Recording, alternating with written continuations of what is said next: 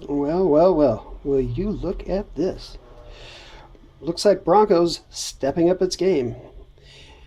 This is the new Versuchsflakwagen für 88mm Flak 37 auf Sonderfahrgestell Panzer Sonderfahrgestell 4C, also known as a test version for a flak on a Panzer IV base.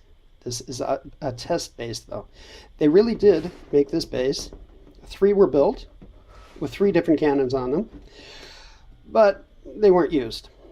This kit comes in 1/35 scale, as you can see, and the interesting thing is the 88mm is produced and provided by Dragon, which means you get a lot of extra parts in it.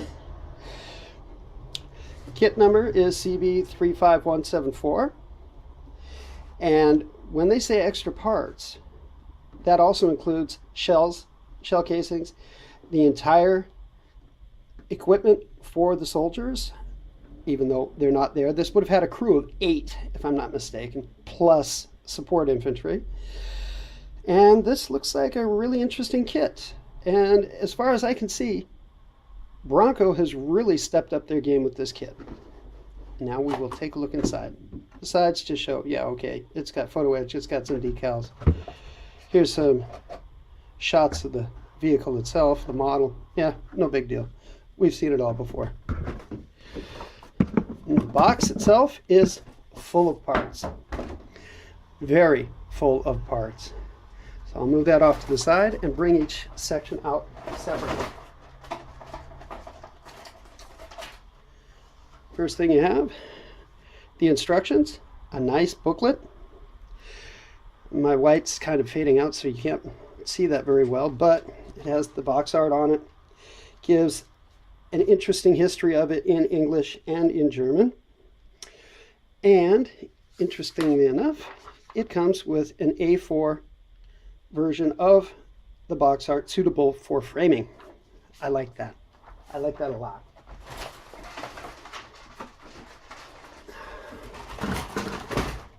So, I'm not going to go into detail on the instructions, but I will say it is a very thorough instruction sheet. It's quality, it's glossy paper, printed in multiple colors, important functions, features, things that have to be added before or afterwards are noted. Also, that there are 8 pieces of certain items, and the number of pieces and how many times you do it. Very well displayed, very well shown. There are also close-up photos of how things should be looking. And again, as you can see here, for the PE parts, it shows both sides how these parts should look. Very well done instructions. The tracks are workable. It does show you to build them, how many you need per side, 106, 108, very nice. Options for open and closed positions on certain features like the drivers and assistants periscopes. Extensive detail, and again, showing very near pictures of how pieces should go together and how they should look. So there's no guessing in this. Optional pieces for your infantry support. Where to glue, where not to glue. The options of putting it in the opened or closed position for the side walls. And then you start into the gun. The gun is unusual. I'll show you on the sprues itself. It's slide molded with a 1-piece front but a 2-piece back, which is okay. You don't have any seam up in the front for the main part of the gun. That's nice. I can't complain about that. And it's got nice barrel detail too. This being a Dragon gun, you can imagine it's got a lot of detail, and it's got a lot of fiddly parts too. But I won't complain about it. I like that. I like fiddly parts. There's also a heck of a lot of extra parts because you only have this mounting piece for the vehicle itself, yet the Dragon parts include almost all of the required parts for an externally mounted or ground mounted version. I love it. Decal and color guide, well, yeah. Yellow. A theoretical, suggestion only Panzer yellow. A theoretical, for suggestion only, 3-color camo. And the actual version of the vehicle as it was in its experimental phase, dark yellow, no markings. That's it. But nice detailed instructions. Looks like nobody will have any problem with that. There are also small illustrations showing you the extra parts and where they go specifically, and their colors. These are for the kit for the individual soldiers on the vehicle itself. So let's take a look at some of the sprues. Okay. First one, for the 88mm flak. What do you know? It says Dragon on the top. Let's see if you can get a clear look at that. Yeah, there we go. Flak 37. Flak 37? I thought it was 36. 36, 37. Oh, no, 37. More from Dragon. The gun shield. Typical quality. If you built a kit from Dragon, you know what it looks like. You know that the details are extremely fine and that the pieces are somewhat fragile. And of course, no ejector pin marks where you would see them. And these parts are really fiddly, but I love it. When you look at the quality that Dragon can make in plastic, you ask yourself sometimes, who needs photo etch? And here is the guns. Oh, look at that. 2 guns. One for 37, one for 36, as far as I can see. There is rifling in the barrel. As you can see, the barrel molds are slide molded. Just as I said, the rear halves, which pretty much are covered up by the rest of the gun mounting itself, are not. They are in 2 pieces.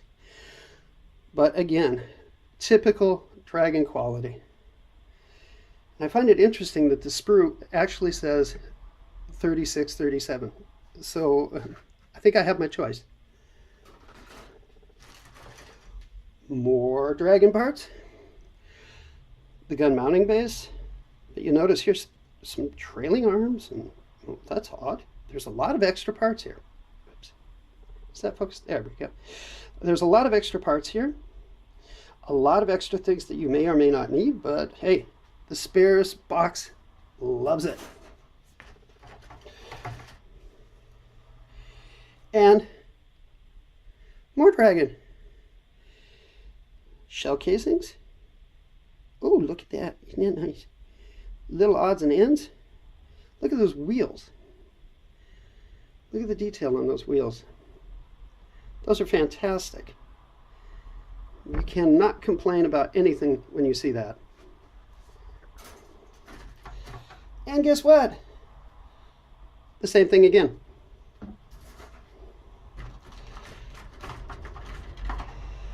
And here we have another one from Dragon. 88mm ammunition. Open, drilled out shell casings and actual rounds. Lovely, lovely, very well detailed.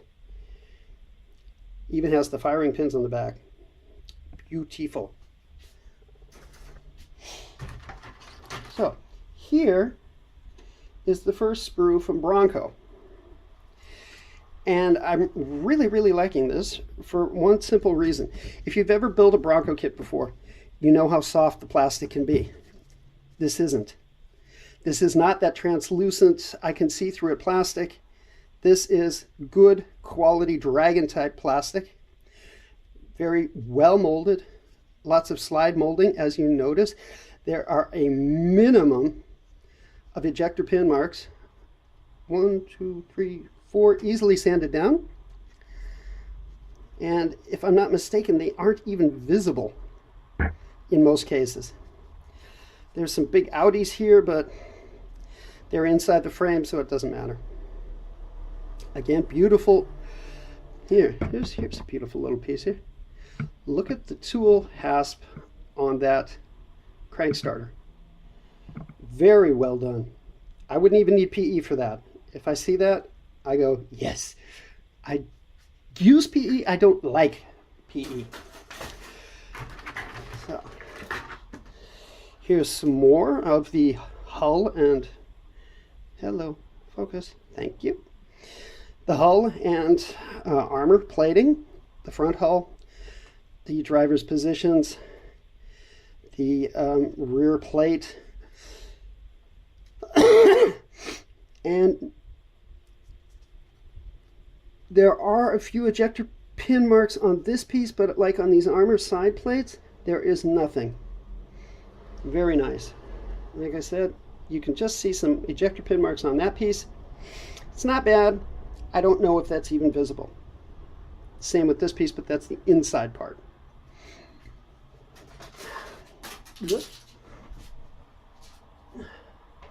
Excuse me, I just dropped something.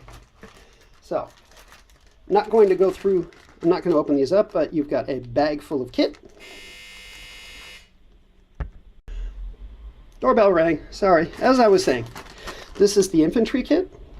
Beautifully molded rifles and extra pieces, parts. God only knows what some of these things are.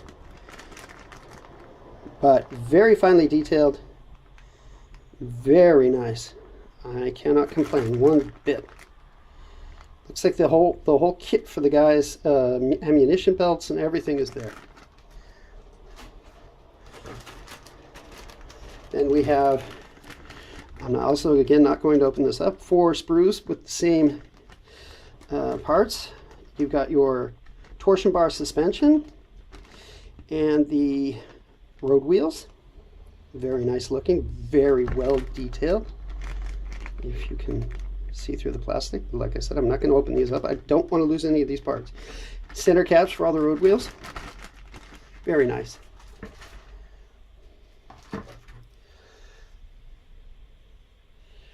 More parts for the gun itself.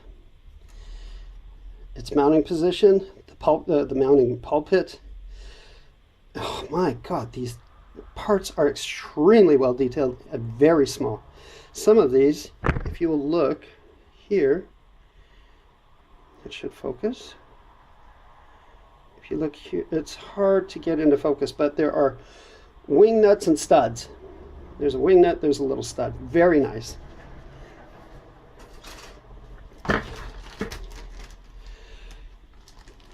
I'm not going to open these two. You've got your drive wheels, idler wheels, some kind of rings for something, and more gun parts, tools. The tools are incredible. Let's see if we can get this to, oh, look at that. Look at that. The grab handles, the tools, the bits and pieces that go together here are just incredible. If you like detail, if you like fiddly bits, this is for you. And here we have what appears to be radio. And again, these are such fine small pieces, I don't want to mess them up, I don't want to lose them. And you've got the rangefinder. In fact, that could be the box for the rangefinder. I'm not sure, it's hard to tell. But no, it looks like radio details or something like that on that. Sorry, I don't know yet. But the instructions are actually quite detailed in telling what everything is. Here you have the other type of road wheels that go there, the interleaving. The suspension is very similar to Tiger, Panther, in that it has interleaved road wheels. Here we have crew equipment, a track jig, which is useful. The backpacks look good. The bad thing is they are hollow on the backside. There's also some kind of a tarp, which actually looks pretty damn good. It's got nice strap work on it. these all look quite good. And not all of these backpacks are identical. They have slight differences in each one. So that's very nice too. Here is a bag of track pins. Yes, pins. The only nice thing is they come attached so that you can stick them in from this sprue bit.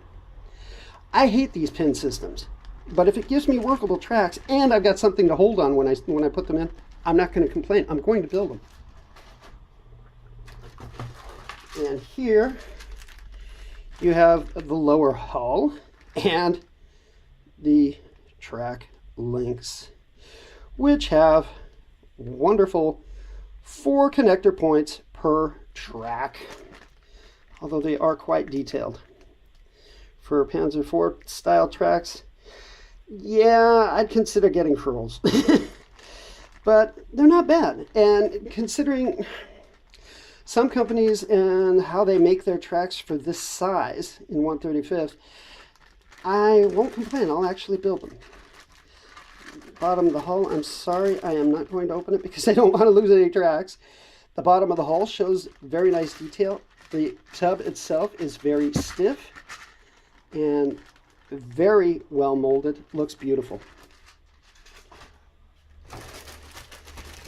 And then we have another bit of dragon. And this confuses me because there's, I don't know what this is. This is some kind of a wheel or something. There are 4 of these sprues also. They're all identical. They have some kind of, I think these are for the wire cables and stuff like that. And there's some kind of a big wheel here. I'll have to do some checking to find out. I have no idea what it is. It almost looks like mortar pieces in here too. Yeah, it's like half a mortar tube here. Or some kind of, oh, I know what those are. Those are the recoil dampers. Okay. But anyway, you've got your communication wire reels and some really fine details. Can't complain. Then we also have clear periscope parts and clear window glass parts. Very nice. And 2 other small clear parts, hard to see. And oh joy, a tow rope. Well, okay, we can replace that. Only piece that fell off in the box and transfer was this part of the barrel, and it was inside of a bag, and everything was separately bagged with multiples always combined together. Not bad, not my personal preference, but not bad. Here we have photo etch, very nicely detailed, very small fiddly parts. I'm not seeing tool clasps per se, but I am seeing, as you can tell, the backs of the ammunition. Very nice. And the grill work is very nice. Very fine, very detailed. And a typical nondescript decal sheet with nothing really special on it.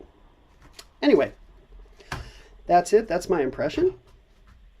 It's a big step up from what they used to do, as far as I'm concerned, because I've always found that the Bronco plastic was very soft, very bleh. I just didn't like how it glued together, and I've built a couple of their older kits. So we have Panzer II and a couple of other odds and ends. But all things considered, I think this one's a big improvement and a big step up for Bronco. They're really doing something nice here, and I can't complain about that. I will be using this though for a Panzer III FAMO, and when I do that, I will videotape how I make it, because I'm going to use a lot of parts off of this. to be able to do that. So that's it for me. Hope you enjoyed it. This is Sergeant Bones saying have a nice day.